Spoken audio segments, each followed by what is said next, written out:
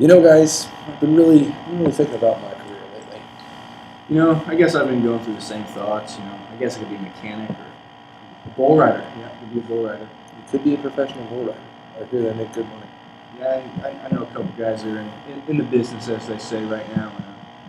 He's doing all right for himself. You get the 8 seconds. Every now and then. Every now and then. Well, I've really been thinking about being an insurance appraiser. What's an insurance appraiser? An insurance appraiser evaluates insurance claims to determine how much, if any, claim should be given to a person who makes a claim. Say it's mainly automobile appraisal. So okay. Hypothetically, Hypothetical. if I was driving recklessly, and this is obviously an hypothetical, I was driving recklessly, and I hit him. So you'd come out and take pictures. I would come out and take pictures, conduct interviews with each of you. I'd speak to him separately and get an idea of whether you were driving recklessly, And you would say no. and I would assess the damage, and I would basically determine the validity of the claim, and determine if there is any, if you owe anything to him, and B, how much that would be. I mean, it sounds pretty simple, straightforward. So done like that. Well, a bachelor's degree is sometimes preferred. 3 that are pretty good are accounting, criminal justice, and psychology. But really, a high school degree is all you really, it's the only requirement education-wise. Because a lot of the learning you do to perform the job comes from on the job training. So, but you said accounting, a couple other degrees, but you do a lot of work with automotive, so do you need like an automotive background? Background in the technology and the workings of the vehicle is probably going to help you out with the job, because you need to know, what this belt does and what part of the engine, how much that is to replace, and how much of a difference it makes if it's working. So, a landscaper just can't go out there and call himself an appraiser. Have some knowledge of working. Unless there was some shrubbery in the car. So if I were to get what kind of car Well, if you're a good critical thinker, good active listener, have good negotiating and speaking skills, you can generally deal with some of the unruly people you might be dealing with out on the roads. I mean, obviously, people who have just been in a car accident are not going to be the best ones. So, as an insurance appraiser, you're going to have to be able to calm people down, to hear what they're saying, and to make them feel as if you're there to help. Otherwise, you could run into some issues.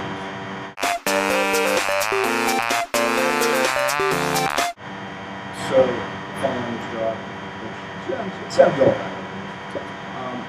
What's the outlook? Is it good? Is it going to be around for a while? Well, by 2018, roughly 53,000 jobs are going to be created, which is an annual increase of 2.5%. It's not too bad, but the average increase in jobs created is roughly 11%. So it's a little bit low. It's a little low. It's not particularly strong in that regard. And whenever you look a little more into the specifics of automobile appraisal, you find that by 2022, there's actually be a 5% decrease in the amount of jobs. It's not good. It is not good. How much do you pay for this job?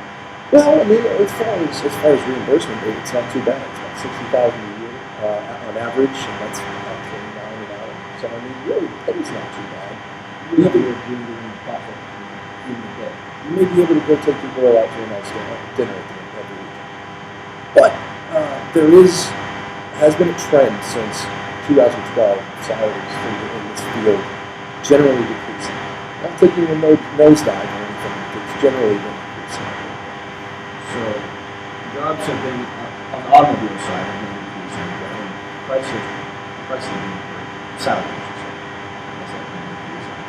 So what about if I went to did get into this group of still with a food chain, I guess? the best way to do that in this kind of job is really just to move up in your own company, or once you've done that to a certain point, you can say, well, I know what I'm doing. I could just go start my own business, which has its own benefits. Just run over and do Right. You could do your own thing, you could be your own boss. And really, that's what a lot of people like about the job, is that there's, you can pretty much work whatever there is work to do. There's no set schedule, really. But at the same time, a lot of people think it's going to be a little bit monotonous. So you might get you're doing a lot of the same things. You see one fender bender, you've seen one.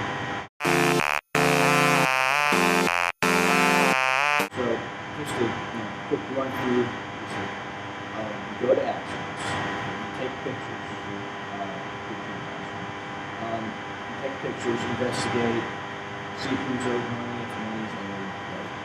Education-wise, education's nice, as it should be. It's useful, but it's Yes. not necessary. Experience and automotive side, obviously,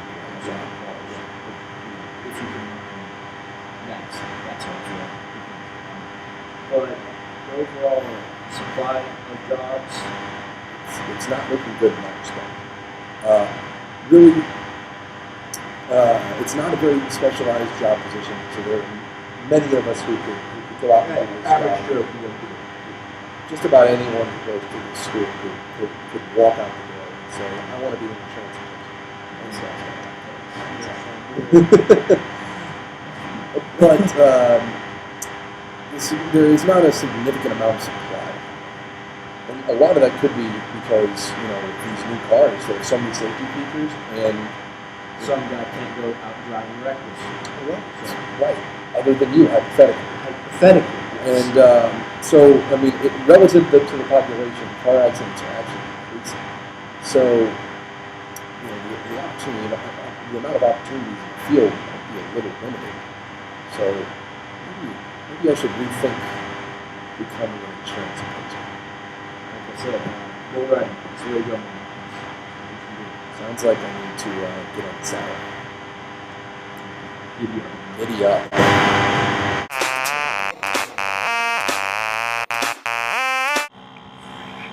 All right, I've been Patrick, Aaron, Tyler. and this has been a market analysis on insurance appraisers.